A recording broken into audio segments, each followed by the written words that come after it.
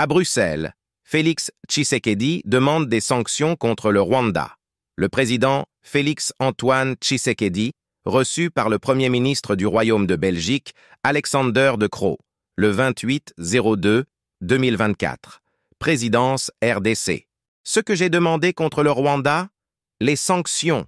C'est la seule chose qui pourra faire reculer le dictateur Paul Kagame.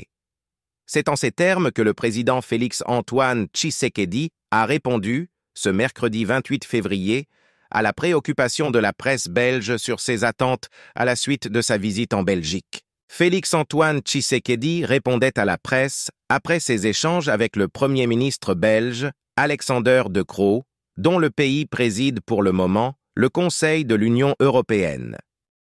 Le président congolais a une fois de plus dénoncé le protocole d'entente signé récemment entre le Rwanda et l'Union européenne sur les minerais stratégiques.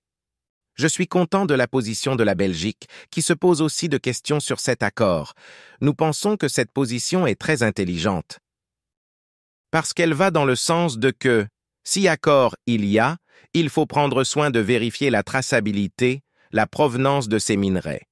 Nous sommes convaincus que ce sont des minerais volés à la RDC.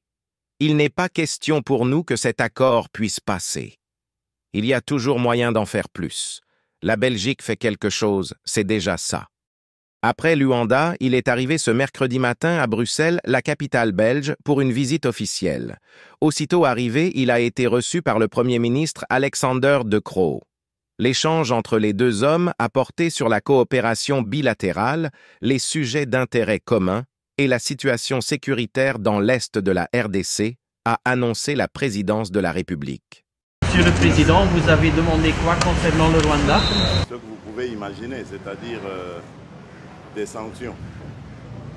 Des sanctions.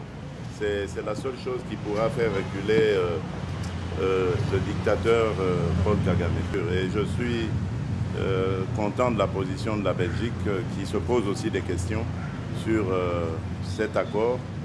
Et nous pensons que cette position est très intelligente parce qu'elle va même dans le sens de dire on doit alors, si accord il y a, prendre soin de vérifier la traçabilité et donc la provenance de ces minerais. Nous sommes certains que ce sont des minerais volés à la République démocratique du Congo et il n'est pas question pour nous que cet accord puisse passer ici.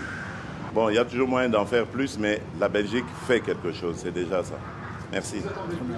Voilà. L'avenir nous le dira. Pour plus des vidéos, abonne-toi, aimez et partagez massivement. Pour plus des vidéos, abonne-toi, aimez et partagez massivement.